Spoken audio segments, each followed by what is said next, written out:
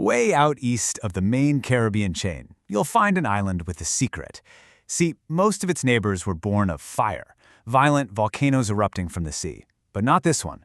This island was born of patience, slowly, silently rising up from the ocean floor. This is the story of Barbados, the island that rose up. You know the pictures, right? Perfect beaches, water so blue it doesn't look real, a postcard paradise. But that's just the surface. The real story of Barbados was forged in two totally different ways, under the immense pressure of the deep ocean and in the brutal fires of a global empire. So it makes you wonder, what really lies beneath paradise?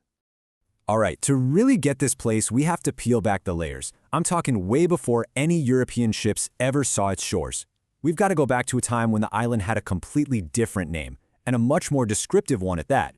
The indigenous Arawak people, they called it Ichiruganai. It means red land with white teeth. And when you think about it, it's the perfect description. The red land, that's the rich, iron-filled soil you find there. And the white teeth, well, that's the stunning coral reef that surrounds the island, like a protective smile against the Atlantic Ocean. So how does an island just rise? Well, picture this. Two massive tectonic plates are pushing against each other.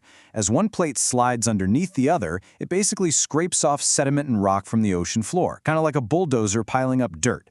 Barbados is the very top of that pile. It's literally a mountain of ancient seafloor that's been pushed up over millions of years. And get this, it's still happening. Right now, the entire island is rising about 25 millimeters, that's roughly an inch every 1,000 years. A whole country in slow, constant motion.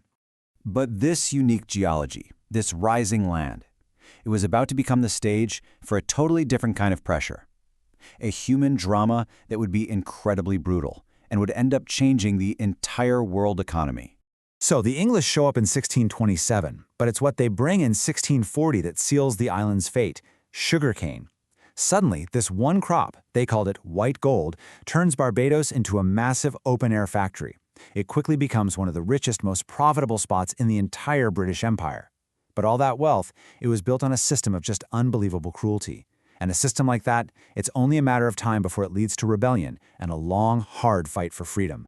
You know, in the very early days, before the massive scale of slavery took over, the workforce was made up of indentured servants. Many of them were forcibly taken from Ireland and England. The conditions they faced were so awful, so famously brutal, that a new verb actually entered the English language, to be Barbadosed. It meant you were shipped off, sold, and put to work in conditions you probably wouldn't survive. Just look at these numbers. It's staggering. In just over 30 years, a single generation, the island's population was completely and violently transformed. The demand for labor on the sugar plantations was just insatiable. It fueled one of the most intense periods of the transatlantic slave trade. The number of enslaved Africans skyrockets from around 800 to over 46,000, while the white population actually decreases. This is how Barbados became one of the first true slave societies in the Americas, a place where absolutely everything revolved around the brutal institution of slavery. And yet, out of that unimaginable hardship, something powerful and unique began to form. A resilient identity, what we now know as the Bajan soul. If you want to see the legacy of that history, just look at the people of Barbados today. Over 92% of the population is of African ancestry. They are the direct descendants of the people who were brought to this island, who survived the plantations, who resisted, and who, against all odds, built the nation that stands today.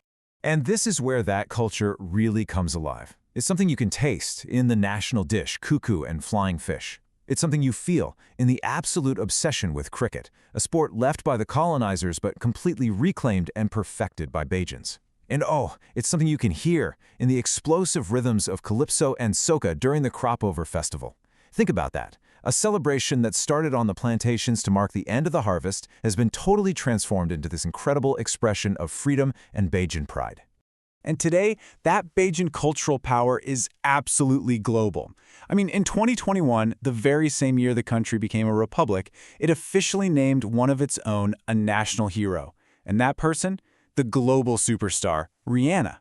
It's just a perfect symbol of how this tiny island punches way, way above its weight on the world stage.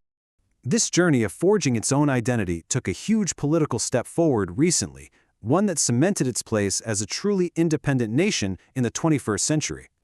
Okay, so even after gaining independence way back in 1966, For decades, the British monarch was still technically the head of state. Her face was on the money. But then, in 2021, on the 55th anniversary of its independence, Barbados took that final, crucial step.